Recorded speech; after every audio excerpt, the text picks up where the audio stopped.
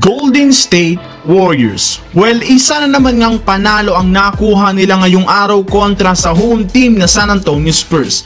Sa simula nga po ng kanilang laro, medyo nasasabayan nga dito ng Spurs ang opensa ng Warriors, ngunit pagdating naman sa huling quarter, dito na nga nakuha ng Warriors ang kalamangan at naipanalo. May hawak na nga sila ngayong 4-game winning streak at lumayo na sa 2 games sa Houston Rockets. Ngunit mukhang mapapalaban rin naman nga sila sa kanilang susunod na laro kontra sa team ng Dallas Mavericks. Dito na nga ba mapuputol ang hawak na winning streak ng Warriors o madadagdagan pa ito? Tara na talakayin natin yan at sundan ang naging unang laro ni Gabe Vincent sa Los Angeles Lakers sa kanyang pagbabalik. Pero bago yan, please don't forget to hit the notification bell at mag-subscribe sa aking channel.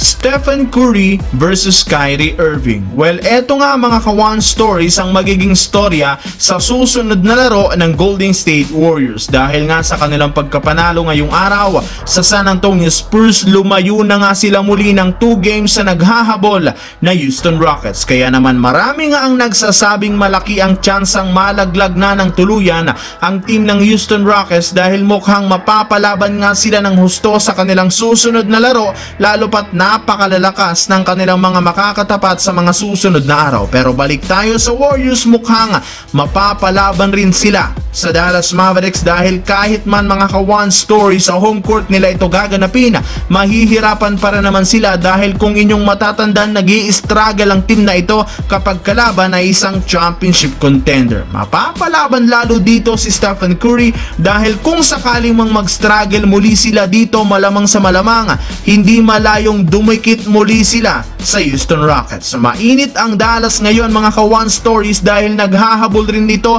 sa kanilang positioning. Desidido ngayon ang Dallas na masigurado ng panalo dahil may posibilidad pang mahabol sila ng pang-6 hanggang sa pang-7. Kaya naman aabangan lalo ang larong ito sa mga susunod na araw. Kyrie Irving, Luka Doncic versus Golden State Warriors. Samantala, tara na talakayin natin ngayon mga ka-one stories ang unang laro ni Gabe Vincent sa kanyang pagbabalik sa Los Angeles Lakers. Well, ngayong araw, opisyal na ngang nakabalik ang guard ng Lakers na si Gabe Vincent. Almost 4 months na wala ito sa team dahil sa kanyang injury na kinailangan ng isang operasyon. At sa kanyang pagbabalik, nakakuha nga agad ito ng 14 minutes mula kay Coach Darvin Ham at nakapagtala lamang ng 2 points, 1 assist, 1 rebound. Pero kahit man nga hindi impressive ang unang pagbabalik nito, marami para naman nga po mga fans ang na-appreciate ang kanyang pagbabalik. Bakit? Well, dahil nga sa depensa.